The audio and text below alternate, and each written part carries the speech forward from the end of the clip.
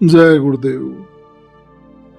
कभी कभी कुछ बातें ऐसी होती हैं जो साधारण से दिखने वाले लम्हों में कही जाती हैं, लेकिन उनके अर्थ समय के साथ खुलते हैं। ये बात उन दिनों की है, करीब सन 1984-85 की ये बात है। गर्मी का वो समय था, लू के थपेड़े चल रहे थे, धरती तप रही थी।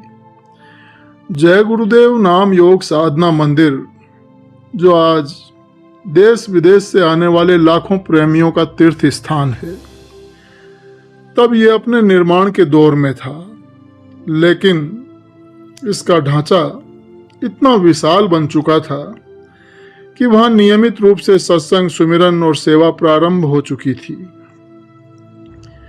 तो मंदिर के उस विशाल हॉल में एक दिन परम पूज्य स्वामी जी महाराज दोपहर के समय चारपाई पर लेटे हुए विश्राम कर रहे थे। बाहर तेज गर्म हवा थी, लेकिन वातावरण शांत था। हॉल में कोई भीड़ नहीं थी, सिर्फ एक सेवक वहां परम पूज्य स्वामी जी महाराज की सेवा में उपस्थित था। एक कोई गुरु भाई सेवादार, जो बड़ी ही श्रद्धा से परम पूज्य स्वामी जी महाराज को पंखा डुला रहा था। तो परम पूज्य स्वामी जी महाराज उस समय लेटे हुए थे और दत्तचित्त होकर एक टक छत की ओर निहार रहे थे, देख रहे थे। ऐसा प्रतीत हो रहा था कि मानो परम पूज्य स्वामी जी महाराज किसी दृश्य को देख रहे हों, कोई भविष्य की झलक। जैसे उनकी आंखें इस भौतिक संसार से परे जाकर कुछ ऐसा देख रही थी जो आम दृष्टि से परे है। उस प्रेमी सेवादार ने ये देखा, लेकिन कुछ कह नहीं सका, बस पंखा डुलाता रहा। तभी अचानक एकदम शांत वातावरण को चीरती हुई परम पूज्य स्वामी जी महाराज की दिव्य वाणी सुनाई दी।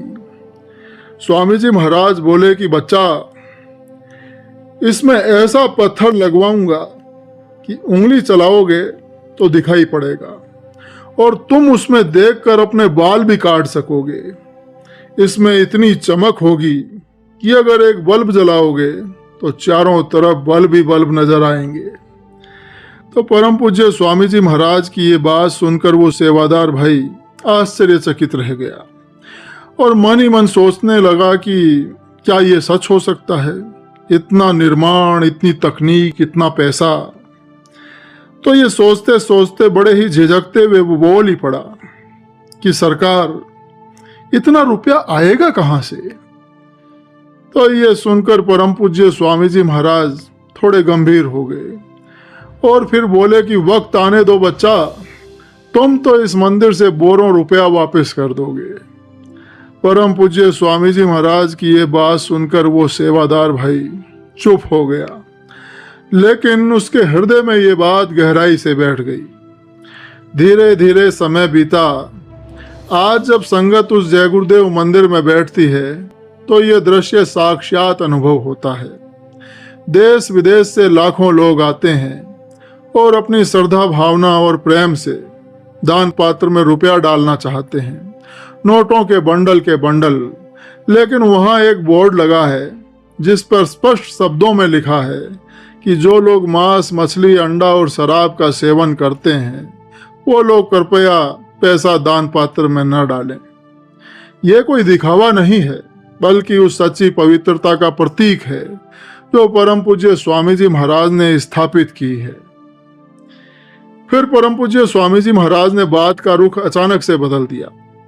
थोड़ी देर मौन रहने के बाद फिर परम पूज्य स्वामी जी महाराज बोले कि अजी, राम रावण का युद्ध हुआ 1 महीना, महाभारत चली 18 दिन, अब तो बच्चा 18 मिनट में विश्व तबाह हो जाएगा। तो वो सेवादार भाई परम पूज्य स्वामी जी महाराज की ये बात सुनकर एकदम स्तब्ध रह गया। परम पूज्य स्वामी जी महाराज फिर बोले कि क्योंकि उस समय आदमी आमने सामने लड़ाई लड़ता था और शाम को एक साथ बैठकर खाना खाते थे। अब तो बटन लड़ेगी। बटन को तो कोई पहचान है नहीं कि कौन दोस्त है, कौन दुश्मन है। तो परम पूज्य स्वामी जी महाराज की ये बिल्कुल स्पष्ट और भविष्यदर्शी वाणी थी। जहां पहले युद्ध में मानवता थी, मर्यादा थी, अब वहां बटन है, मशीन है। तो परम पूज्य स्वामी जी महाराज फिर थोड़ी देर के लिए चुप हो गए और फिर कुछ सोचते हुए बोले कि बच्चा, अगर बटन भी ना लड़े और शॉर्ट सर्किट हो जाए तब क्या करोगे? तो सेवादार भाई कुछ कह नहीं पाया। तो स्वामी जी महाराज ने फिर कहा कि तुम तो रजाई में सोते रहोगे और सवेरे उठकर जब बाहर निकलोगे तो चारों तरफ आग जलती हुई नजर आएगी। तो प्रेमियों, सोचिए, ये कोई काल्पनिक कहानी नहीं है, ये एक महापुरुष की दिव्य वाणी है। ये परम पूज्य स्वामी जी महाराज की भविष्यवाणी है। स्वामी जी महाराज ने उस दिन जो कहा वो आज धीरे धीरे सत्य होता दिखाई दे रहा है। जहां युद्ध अब बटन से लड़े जाते हैं, जहां एक शॉर्ट सर्किट, एक गलती पूरे शहर को राख बना सकती है। तो ऐसे समय में अगर हम भी सच्चे धर्म, संयम और सत्संग की शरण में नहीं आए तो हम भी उन अनदेखे भयंकर परिणामों का हिस्सा बन सकते हैं। तो जिसने ये सब अपनी आंखों से देखा और इस दिव्य वाणी को कानों से सुना, उन सौभाग्यशाली गुरु भाई का नाम है श्री रामचंद्र जी गुप्ता, जिनका घर इटावा में है। और उन्होंने ही इस दिव्य प्रसंग को संगत के प्रेमियों के समक्ष रखा। जय गुरुदेव।